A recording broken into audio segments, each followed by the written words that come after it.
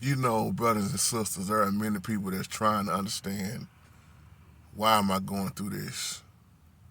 Last night we talked about why the Holy Spirit always get the blame. And sometimes when you just think about it, you are under attack. Most people are under attack and they don't even see it. They don't know it. They don't never see it like this. They don't understand that they are being attacked. And it gets you to the point where you start feeling a certain way. Because attacks don't feel good. Especially when you realize who they're coming from, your closest ones. Don't think for 1 second that Christ didn't deal with it, because he did. And I always ask people, when you're going through, how are you dealing with it? But you got to realize where the attacks are coming from. You can easily get caught up in praying for everybody else around you, your heart for everybody else, but then you forget to slip in a prayer for yourself. You ever done that? You ever got caught so caught on the people and the body that you realize, man, I haven't said no prayer for myself. I haven't even encouraged myself. Somebody feeling like they're right about now. Because it's easy to fall into that. Because your heart and the way you care for people, but don't forget about praying for yourself.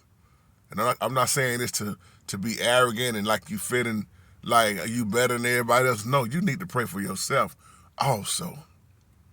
There are times when I just get into my quiet zone, and just like yesterday, it's just all about that intimacy with you and the Holy Spirit one-on-one. You don't want no distractions. And you have to have that time, that quiet time. It's going to help you. I'm telling you. I ain't telling you what I heard. I'm telling you what I know from personal experience. Sometimes you just got to cut your phone off. Don't answer the door. Get your butt off social media. Just let people know, hey, I'm in something right now, and I got to do this alone.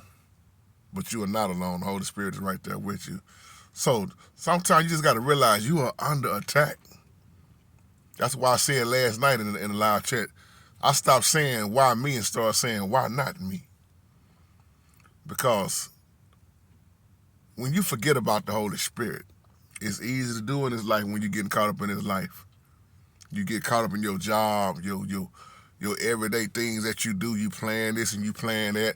Like I just say, you forget to pray. You forget to acknowledge Him. You pray for stuff that you got blessed with some things, and you wasn't happy when you got it.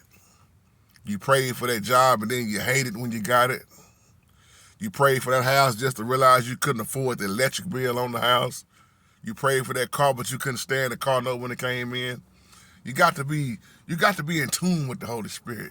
You prayed for that husband that you got and you realized he wasn't the right one, or you prayed for that wife and you realized she wasn't the one. You got to know who's talking to you. You got to know who's blessing you. Wait a minute, JT, what you mean? What do you mean by that? Satan can't bless nobody. Satan can't offer you nothing. I'll leave that question with you, can he or can he not?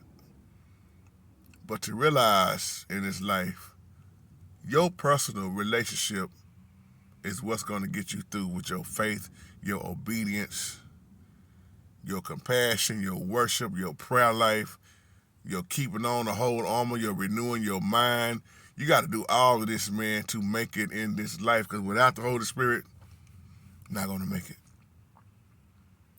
So don't be shocked when you are under spiritual attack. Okay?